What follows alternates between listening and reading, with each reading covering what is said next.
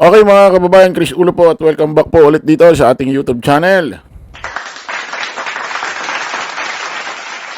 Okay, pag-usapan ho natin itong si Senador Chis Escudero na asawa ho ni Heart Evangelista na ex naman ni Jericho Rosales. Na kung saan ito hong si dating Senate President, Senador Chis Escudero ay binasag na ho ang katahimikan. Nung mga nakaraan ho, tahimik ho ito eh. Ha? Kung dati sobrang ingay, panay presko nito. Dati nga sa bahay niya nagpapatawag pa ho ng mga media ito eh. Nung kasagsagan ho ng usaping impeachment ho ni VP Inday Sara Duterte. Pero ito na ho ang pinag-uusapan, ang flood control issue scandal ay grabe, kulang na lang ho ay malunok ho ni Chis Escudero ang kanyang dila. Pero ngayon mga kababayan, binasag niya na ho ang kanyang katahimikan. Nagsalita na ho, nag-privilege speech na ho itong si Senador Chis Escudero. Siguro hindi na makatiis kasi ho, kasama na ho siya, napabilang na ho ang kanyang pangalan doon ho sa mga makakasuhan about ho rito sa flood control issue scandal. Na kung saan ay nakatanggap din daw ho siya ng kickback. Kumbaga nakatanggap ho ng kickback ho ng flood control budget. Siyempre galing ho sa pondo tax ho ng taong bayan yan. At may request na rin ho ang DOJ na kung saan nag-request na rin ho ang DOJ sa AMLAC na kung saan yung mga bank accounts niya ay i-freeze na. Hindi natin alam kung na-granted na ho yan. Pakinggan ho natin ito mga kababayan. Si Senador Chis Escudero na kung saan nag-privilege speech at matindi hong binanatan si Speaker Martin Romualdez. Pakinggan ho natin. We recognize our distinguished colleague, the former Senate President, our distinguished colleague from Sorsogon, no other than Senator Francis Chis Escudero.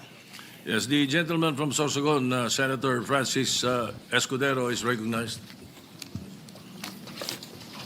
May format pa. May picture pa ni Speaker . Thank you, Mr. Senate President. Thank you, distinguished Majority Floor Leader. I rise to make a brief manifestation in response to the events of recent days. Ginoong Pangulo, meron po tayong kasabihan sa wikang Pilipino. Kapag nagturo ka ng daliri sa iba, may tatlong daliri na nakaturo palagi pabalik sa iyo. Sa mga nakaraang linggo, malinaw na nililihis ang galit ng taong bayan tungkol sa mga ghost at substandard flood control projects mula sa mga totoong may kasalanan patungo sa Senado at sa ilang mga miyembro nito. Tila pilit... Sige nga, teka nga muna. Sagutin na natin yan muna. Kailangan liwanagin natin yan, ha? Baka makalasyo ng isip ng taong bayan itong sinasabi ni Chis Escudero, Senator Chis Escudero, gusto ko malaman mo na hindi porket abogado ka, ibig sabihin ikaw ang lagi ang tama, ha? Hindi ibig sabihin na lahat ng katwiran, paliwanag mo, umiiral sa lahat ng senaryo. Intindihan mo? Meron daw kasabihan, kapag tumuro ka, may tatlong daliring nakaturo sa'yo. Tama nga naman, tumuturo, Pero hindi ibig sabihin, parehas kayo ng kasalanan. Ano punto natin? Maaaring may tumuturo sa'yo dahil may ginawa kang kasalanan, pero siya may nagagawa rin kasalanan. Pero hindi nga lang kayo parehas ng nagawa. Ano point natin?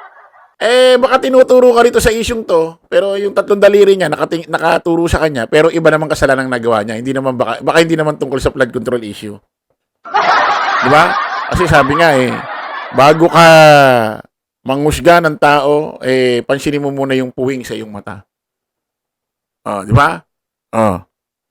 Play natin yan. At di mo masabi, kahit tinuturo ka niya, at yung tatlong daliri nakaturo sa kanya, malay mo, parehas lang din kayo makasalanan. Iba't ibang issue lang. Play natin. Pilit na ginagawang panakip butas, ika nga at fall guy, at diversyon ang mga senador, palayo sa Kamara at sa mga tunay na may sala. Klarong-klaro po ang script nito. Ipitin ang 3 dating DPWH officials, pakantahin sa kanila, mema banggit lang na senador, habang pinagtatakpan ang mga congressman na tunay nakasabwat nila sa mga lugar na ginagalawan nila. Simple ang patunay. Teka muna. May punto rito si Senador Chis Escudero, mga kababayan. Aminin natin sa hearing ho ng Senate, mas napupuruhan ho ang Senado kesa ho sa House of Representatives. Aminin natin, mas marami hong nakakasuhan ho dito sa Senado kaysa sa House of Representatives. Pero hindi ibig sabihin yan, Chis Escudero, wala kang nagawa. Ha? Hindi na ibig sabihin na wala kang ginawa, na wala kang kasalanan. Ha? Tuloy natin. Dito. Kapanipaniwala ba na wala silang kinausap na kahit isang congressman nakaupo na totoong may hawak ng mga distrito sa lugar na ginalawan nila sa hinaba-haba ng testimonya nila dito o sa Kamara? Banggit sila ng banggit. Name drop sila ng name drop ng pangalan ng senador. Mas kinaklaro naman kung inyong papakinggan na wala silang masabing direktang nakausap o binigyan ng anuman. Lahat ito para lamang ipako ang mga senador sa media at sa publiko at ilayo ang atensyon sa Kamara at mga congressman. Bakit nga ba? Dahil tila mas malaking isda, ika nga, mas mataas, mas kilala ang mga senador kumpara sa congressman? Umaasa sila na maiibsan ang galit ng tao sa kanilang mga anomalya ukol sa flood control at tuluyan na silang makakatakas mula sa anumang pananagutan. Isang tao lamang, Ginoong Pangulo, ang nasa likod ng script at sarswelang ito. Siya ang dahilan ng kaguluhan, pagkakaaway-away, pagkakawatak-watak na ngayon yumayanig sa ating bayan, maprotektahan lamang ang sarili niya.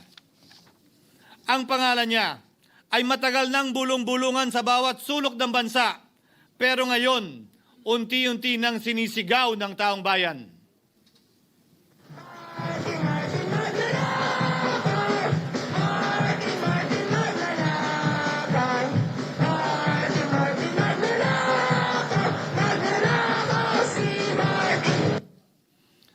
Pero Ginoong Pangulo, minamahal kong kasamahan, bakit tila sa Kamara, dito mismo sa Senado at sa ilang media ay hindi pa din nila kayang sambitin ang pangalan niya? Pues, sasabihin ko, Martin Romualdez. Minsan ang binanggit ng mga diskaya ito mismo dito sa Senado, ang kanyang pangalan. Pero agad itong pinabawi nung humarap sila sa Kamara. Binanggit ni Master Sergeant Gutesa ang kanyang pangalan. Pero ultimo notaryo, natunto nila at pinabawi nila ang pagnotaryo. Buti na lang, huli na't nasabi na niya ang pangalan ni Martin Romualdez na pinanumpan dito mismo sa ating Blue Ribbon Committee. Hindi ba't si Ginoong Gutesa, hindi ba't si Sergeant Gutesa lamang, ang bukod tanging testigo na walang kinalaman, hindi sangkot sa flood control issue, walang hininging immunity, deal o proteksyon kapalit ng kanyang pagtestigo. Siya ang kauna-unahang nagtestigo na personal na naghatid ng pera sa bahay mismo ni Martin Romualdez. Ang salaysay niya, Ginoong Pangulo, ay kumpirmasyon ng matagal nang isinisiwalat ni Congressman Chanco at Mayor Magalong kung sino ang ulo sa paglilimas sa kaban ng bayan na ating naririnig na rin. 13,803,693 with Congressman Saldico as proponent. For the record, ang binabanggit po nating Representative Elizaldico, siya po yung chairman ng House Appropriations Committee. Wala kaduda-duda yan. Ito nga, hirap na hirap silang banggitin pa yung isa sa mga mastermind nila dyan, si Saldico. Hirap na hirap pa silang banggitin. May isa pang mas mataas sa kanya? hindi naman gagalaw yun kung walang Siyempre hindi naman gagalaw yun kung walang pahintulot yung mas mataas sa kanya. 3:30. Ginoong Pangulo, pahintulutan niyo po ako magkwento ng konti upang patotohanan ang mga salitang ito. Taong 2023 nung tinalaga si Ginoong Kiko Laurel bilang kalihim ng kagawaran ng agrikultura. Bilang suporta sa kanyang mandato, tinanong ko noon ang isang simpleng katanungan sa budget process natin. Bakit mas malaki ang pondo ng flood control kesa sa agrikultura? Why is it that the budget for flood control is bigger Pakinggan muna natin kasi dire-diretso ho natin yung paliwanag ho natin dito, ha? Pakinggan natin. than the budget of the Department of Agriculture or the agriculture sector as a whole? The fifth biggest allocation, not even a department, is flood control. And allocating a measly 31 billion for irrigation, for rice. Why? Oh, sige, isingit natin tong konti. Baka maiwan natin agad. Oh, may pinatugtog na video ho rito si Chis Escudero na nagko-question siya bakit mas maliit yung ganito ganyan. Na para bang kaya niya piniplay ito para mawala ang isipin ng taong bayan na bigyan na lamang siya sa kickback. Eh, hindi naman po pwedeng maging rason ito para Chis Escudero maniwala kami na hindi ka talaga nakatanggap. Eh, si Senador Villanueva nga eh. Ilang taon nang nagagaganyan daw, kuno. Oh, kunyari, concern. Pero ano ngayon? Oh, may kaso. Oh, may mga nagpapatunay na talaga nakatanggap siya. Tsaka malay mo, yung video na yan, kung kailan mo sinabi, oh, yung nakaupo ka dyan, eh malay mo, hindi ka pa nakakatanggap niyan. Iba pa ang mindset mo. Meron kasing mga tao na dati, hindi sila magnanakaw. Pero mga ilang taon after, doon na sila nagnakaw. Hindi ko naman sinasabing ganun, kasera. Hindi ko naman sinasabing ganun. Pero may ganun kasi. Reality yun eh.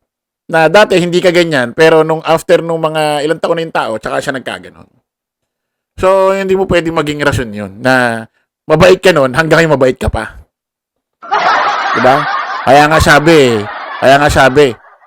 sabi ng ibang tao sa politiko, dati hindi ka naman ganyan. Oh, ngayon nagbago na tong politikong to. Kaya nga may ganung banat eh. Diba? Play natin.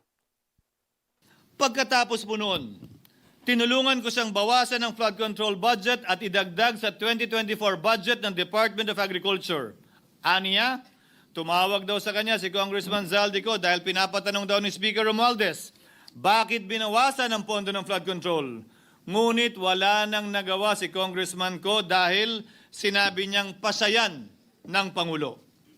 Nung termino ko rin po bilang Pangulo ng Senado, maraming beses po akong tinanong ni Pangulong Bongbong Marcos tungkol sa panukalang budget para sa 2025. Sinabi ko po sa kanya ang buo at tapat na katotohanan para malaman po niya ang tunay na larawan at sitwasyon ng pambansang budget para sa taong yon.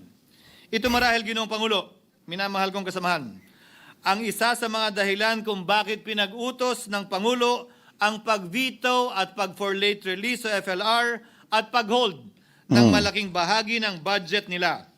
Marahil, isa rin ito sa mga dahilan kung bakit ninais ng Pangulo na matanggal si Congressman Zaldico bilang chairman ng House Committee on Appropriations dahil sa mga inilahad ko at marahil na-discover din ng Pangulo kaugnay sa 2025 budget. Hindi malayo, Ginoong Pangulo, na naganap din ang mga ito noong 2023, 2024 at mga nauna pang budget kung saan napakaraming ghost at substandard projects ayon kay Secretary Vince Dizon at ayon mismo sa talumpati ng ating kasamahan na si Senator Ping Lacson. Ngunit marahil ay walang naglakas loob na sabihin ang katotohanan kay Pangulong Marcos o magsumbong sa kanya kaugnay sa ilang mga bagay na ito bago ako. Nais ko din pong kumpirmahin ang sinabi ni Congressman Toby Chanco na ang pag-file ng impeachment complaint laban kay Vice President Sara Duterte ginamit na paraan ni Speaker Romualdez para mag-release ng pondo nila na naka-FLR or for late release bago mag-eleksyon. Maski na alam po niya na hindi po ito kayang talakayin ng Senado hanggang sa Hunyo pa mula nung simula. Ulitin ko, ginamit ni Martin Romualdez ang FLR at ang pangalan ng Pangulong Marcos upang itulak ang kanilang unconstitutional na impeachment complaint. Sabi nila, pumirma kayo dahil kung hindi lalabas ang pondo nyo na naka-FLR bago mag-eleksyon. Subalit, Ginoong Pangulo, hindi ito umubra. Hindi ito umubra dahil tinanggihan ito ni PBBM. Sinabi niyang walang ganyang uri This is how you eat an Oreo. Dali po, may ads. ng usapan. At sinabi niyang hindi niya gagawin yon. Kaya't hanggang ngayon, nananatili pa rin for late release ang mga questionableng pondo nila. And that is why, Mr. President, distinguished colleagues, at the height of the impeachment controversy and amidst the passion of some sectors to remove the Vice President at all costs, I urged prudence and level-headedness because I knew that greed and not accountability was the reason behind it. In the end, Mr. President, the Supreme Court vindicated us. The Supreme Court vindicated us by saying, among others, quote, "There is a right way to do the right thing at the right time. This is what the rule of just law means." Close quotations. Ginoong Pangulo, sinisi po sa akin ni Speaker Romualdez ang pagkakatanggal kay Congressman Zaldico. Sinisi po niya sa akin ang pag-FLR or for late release ng kanilang mga proyekto. Sinisi po niya sa akin ang pagkakadismiss ng impeachment complaint laban kay VP Sara na nakikita niyang makakatunggali niya sa susunod na halalan. Sinisi din niya po sa akin ang pagkakasira ng kanilang maitim na balakin sa 2025 budget na nagawa nila ng walang balakid na mga nagdaang taon. Ginoong Pangulo, naging tapat ako at ginawa ko lamang ang aking tungkulin. Kung ano ang tingin kong tama at nararapat para sa bansa at sa sambayanan. Subalit, sa kabila po nito, nagsimula na ang lahat ng bira, paninira at kaso laban sa akin at sa Senado. At ang nasa likod ng lahat ng ito, walang iba kung hindi si Martin Romualdez. Ika nga ni Mayor Magalong na ngayon lamang nakita ko sinisiraan na rin ngayon. Bakit ko ba nilabanan at binisto sila Speaker Romualdez mula noon hanggang ngayon kung kasabwat at kasapakat lang din nila ako? Hindi ko po gagawin yun. Ang pinasakig ng tennis court ang nasabing gusali sinimulang ipinatayo noong ika-6 ng Oktubre taong 2022 at ang kontraktor ang St. Gerard Construction na pagmamayari ng mga diskaya na nasangkot ngayon sa mga manumalyang flood control projects. Dahil dito, kwenasyon ng ilan ang pagiging special advisor ni Mayor Benjamin Magalong sa ICI. Lalabanan ko ba yung anlalakas na yan, sila speaker? Lalabanan ko ba yung mga mayayaman na yan? Kung ako'y bulok, I fought for what is right. Ano nga ba ang ginawa nila sa akin? Una, hinalungkat ang isyu ng campaign contribution na tinanggap ko mula sa isang individual na may-ari ng kumpanyang nakakuha ng kontrata sa gobyerno. Inipit niya ang budget ng COMELEC sa Kamara dahil dito at binusisi ang di umano kaso kong ito. Subalit, Ginoong Pangulo, tulad ng sinabi ko sa simula ng aking talumpati, kapag ka nagturo ka ng daliri kanino man, may 3 daliring nakaturo pabalik palagi sa iyo. Anong nangyari? Hindi ba't biglang may lumabas na ulat ng PCIJ na ang dami naman palang opisina? Teka muna. Lagi niyang paulit-ulit yung sinasabing pag may nagturo sa'yo, 3 daliri nakaturo sa'yo. Hindi ka naman tinuro ng Speaker Martin eh. Wala na, hindi ka naman tinuro ng Speaker Martin. Ang nagbanggit sa'yo, ang nagturo sa'yo, yung dating Undersecretary ng DPWH, si Bernardo. At hindi lang ikaw ang kinanta, marami pa. O, kaya hindi ko maintindihan yung sinasabi mong... Tinuro ka ba ni Martin Romualdez? Di ba? Ang nagturo sa'yo yung dating Undersecretary. Na hindi lang ikaw, hindi lang ikaw ang... binabanggit, marami pa. Oh. So, kung ikaw lang ang subject, bakit magbabanggit pa ng marami? Di ba? Bakit hindi mo i-debunk yung sinabi ni Bernardo? Bakit hindi yun ang banatan mo? Ba't ang inaano mo yung kay Speaker Martin Romualdez? Oh. Ano ba to? I-address ko sa ito, sir, ha? I-address ko sa ito, Senador Chis Escudero, ha? Sasabihin ko sa ito, bilang isang mamamayang Pilipino, netizen, botante rito sa Republika ng Pilipinas. Ano ba to? Kaya ka ba nagrereklamo dahil inisente ka? O kaya ka lang nagrereklamo na booking ka at ikaw lang kinasuhan, hindi si Speaker Martin? At hindi kayong dalawa. Hindi kayo sabay. Ulitin ko, ha? Ano ba itong nirereklamo mo? Kaya ka ba nagrereklamo, inosente ka? Or kaya ka nagrereklamo, kaya ka naghihimutok, nabuking ka, tapos, ikaw lang ang kinasuhan, si Speaker Martin, wala pang kaso. Para bang ang dating, bakit ako lang? Dapat dalawa kami. Ha? Tuloy natin. Opisyal, hindi lang senador, mas mataas pa ang tumanggap din ng ganung uri ng kontribusyon noong 2022 elections. Ang tanong ko ay simple. Kung legal at walang mali sa ginawa nila, edi dapat legal din at tama ang ginawa ko. Pero bakit ako lang ang iniimbestigahan tungkol dito? No? Higit pa doon, Ginoong Pangulo. Hindi ba tayon kay Mayor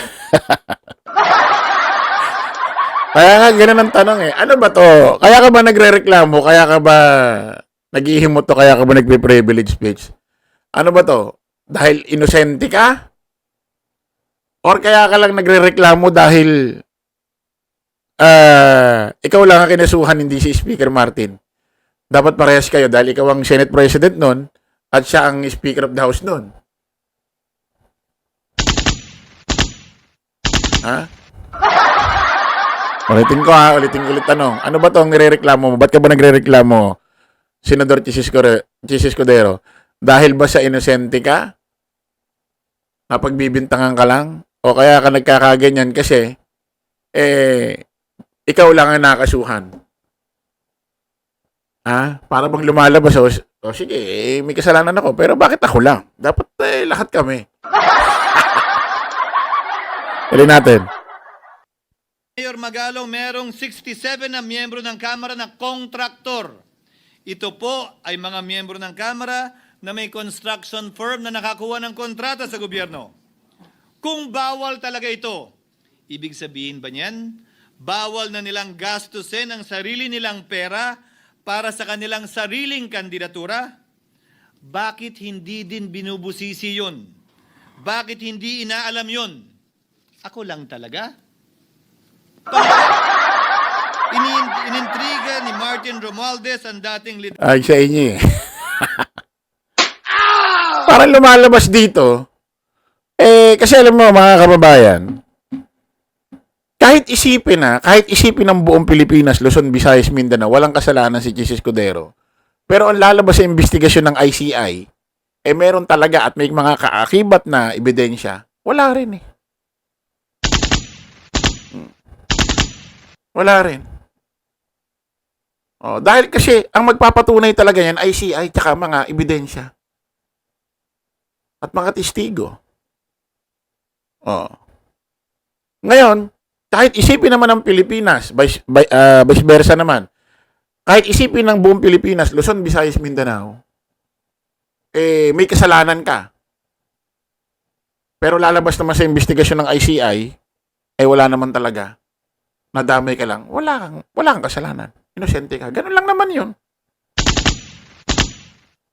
So ano ang pinuputok ng butsi mo?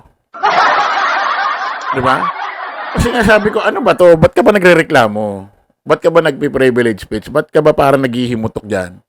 Dahil ba inosente ka? Or nagrereklamo ka kasi ikaw lang ang nakasuhan, hindi si Speaker Martin? Dapat dalawa kayo? Ha? Para bang lumalabas para bang ang dating mo bakit ako lang? Bakit ako lang? Ano natin? liderato ng Senado dahil sa pagkakaupo at pagdinig ni Senator Marcoleta sa Blue Ribbon Committee dahil marahil sa pananaw niya ay hindi siya safe kay Marcoleta. Ngunit, Ginoong Pangulo, sa hindi niya inaasahang pagkakataon, nung araw ding yun, nagsalita ang mga diskaya, pinangalanan ng 17 congressman na kasosyo niya, kabilang ang pagbanggit na naman ng pangalan ni Martin Romualdez. Karamihan sa mga kawani ng DPWS na nabanggit sa itaas ay paulit-ulit na binabanggit ang delivery ng pera ay para sa kay Saldico na dapat at least 25%. Si Kong Marvin Rillo naman ay ilang beses na binabanggit ang pangalan ni Speaker Martin Romualdez bilang kanyang malapit na kaibigan. Isa na naman po itong patunay, Ginoong Pangulo. Oh, tama ka naman dyan. Binabanggit si Speaker Martin Romualdez. Pero hindi ibig sabihin wala ka rin ginawa. Ha? Hindi ibig sabihin na binabanggit si Speaker Martin Romualdez, halimbawa, nakatanggap din ng pera. Nakakuha rin ng kickback si Speaker Martin Romualdez. Ibig sabihin, inosente ka? Hindi ba pwedeng parehas kayo? Ha? Alam mo, Speaker, ang hinahanap ng taong bayan dito, especially mga open-minded, yung hindi yung isa-set aside yung mga anti, hindi. Lalo na yung matatalino yung mga nanonood dyan. Ang hinahanap ng taong bayan dito, katotohanan. Yung katotohanan. Sabi nga ni Pangulong Bongbong, kahit kamag-anak niya, kahit pinsan niya, kahit sino pa mananagot kung may kasalanan. Nababanggit si Speaker Martin Romualdez. May sinasabi ka, script ni Speaker Martin Romualdez. Ano ibig mo sabihin? Inosente ka na? Ganun ba ibig mo sabihin? Pag andis ka, kasi ganito ha, kung ang magiging batayan mo, pagbanggit, may nagbanggit din sa'yo. May nagbanggit din sa'yo Kung yun ang gagawin natin batayan, pagbanggit, may nagbanggit din sa'yo. Actually, hindi naman politiko yung nagbanggit sa iyo Kaya nagtatawa ako sabi mo pag tinuro ka yung 3 daliri nakaturo sa iyo. Sino ba yung daliri sinasabi mo? Speaker Martin? Hindi ka naman tinuro ni Speaker Martin. Tanga si Bernardo ang nagtuturo sa iyo. Ano ka ba? At hindi lang ikaw ang binanggit niya, marami. Huwag mo kalilimutan Huwag mo kakalimutan Senador Chis Escudero na porkit nababanggit si Speaker Martin Romualdez. Ibig sabihin inosente ka. Baka pare-parehas lang din talaga kayong lahat. Ibang presyo lang. Tuloy natin. Kapag ka nagturo ka ng daliri sa iba, may 3 daliring nakaturo pabalik sa'yo. Ano na naman? Pangatlo, sa pagdinig ng Blue Ribbon Committee kung saan ni-name drop ako ni Yusek Bernardo, bagaman inamin niyang personal na mismo na hindi niya rekta kung nakausap o binigyan ng anuman, bigla namang tumestigo si retired Master Sergeant Gutesa at muling pinangalanan. Ayun nga Ayun nga yung nagmumukhang totoo Sinasabi ni dating Undersecretary Bernardo Nag-abot ng pera sa'yo, pero hindi mismo sa'yo. Doon sa bagman mo raw, ano bang katungkulan nun? Nakalimutan ko lang yung pangalan. Doon ka raw nag-abot at kasosyo raw yun ang asawa mo ni Hart. Yung pa nga yung nakakapagpatotoo, bakit? Kung talagang gusto kanyang idamay, talagang gusto niya siraan, bakit di na lang niya, kung sinisiraan ka talaga, at ito is script ni Speaker Martin, bakit hindi na lang gumawa ng script na binigay talaga sa palad mo? Diba? Bakit gumamit pa ng middleman? Kasi yun lang talaga siguro yung totoo. Gumamit lang talaga, may nagpaabot. At 100%, hindi naman Senate President ka, Senador, malabo talagang merong umabot ng kaliwat kanan. May mag-aabot talaga kaliwat kanan, malabo. Meron talagang bagman yan. May middleman talaga yan. Kasi, mabigat sa isang politiko na kung tatanggap sila ng kickback, sila mismo ang lulutang. Sila mismo ang tatanggap, kamay sa kamay, kaliwat kanan. Mabigat, hindi talaga pwede mangyari yun. Kaya yung sinasabi ni Senador Bato, na magre-resign ako pag talagang nanghingi sa inyo si Joel Villanueva, talagang nanghingi. Hindi talaga pwede mangyari yun. Yung talagang letra por letra, babanggitin. Pahingi akong pera ng pondo ng flood control budget. Walang ganun, hindi talaga pwede mangyari yun. Ano po pwede? Pwedeng magparinig. Mararamdaman mo naman pa nagpaparinig ang isang tao eh. O, na parang gusto manghingi. Although hindi direct, pero biglang ganyan ang edad mo, alam mo na yon. Oh. Hindi talaga, hindi, malabo talaga Senador Chis Escudero, ikaw ang dumirekta. Sobrang labo. Tuloy natin. Si Martin Romualdez na hinahatiran daw niya ng pera sa mismong bahay nito. Ang bawat malita ay may lamang humigit kumulang 48 million pesos. Kalimitang dinadala sa bahay ni Congressman Saldico, ibababa lamang namin ay 35 maleta para i-deliver sa bahay ni House Speaker Martin Romualdez. Gamit ang script niya sa pagturo sa akin, ayan. Oh. Pagka lumabas na resource person, tinuturo ka, script. Pagka may namang resource person dyan, ang tinuturo si Martin Romualdez, legit, ganon. Ha? Ganon ba ibig mo sabihin? Hmm? Kasi nagiging batayan mo rito, may nagbabanggit sa kanya. Eh, may nagbabanggit din sa'yo eh. Paano yun? Kung yun ang magiging batayan natin, yung, kasi na nagiging batayan mo, yung pagbanggit sa kanya, eh, may nagbabanggit din sa'yo, sir. At hindi politiko ang nagbabanggit sa'yo. Hindi naman si Speaker Martin ang lumutang dyan, tapos binanggit pangalan mo eh. Oh. Kasalanan. Actually, nauna pa nga mabanggit ang pangalan ni Speaker Martin Romualdez sa isyong ito eh. Mas may nauna pang resource person na nagbanggit sa kanya kaysa sa'yo. Tulad nga na sinabi mo, Diskaya, binanggit na siya. Eh, noong mga panahon hindi ka pa nababanggit.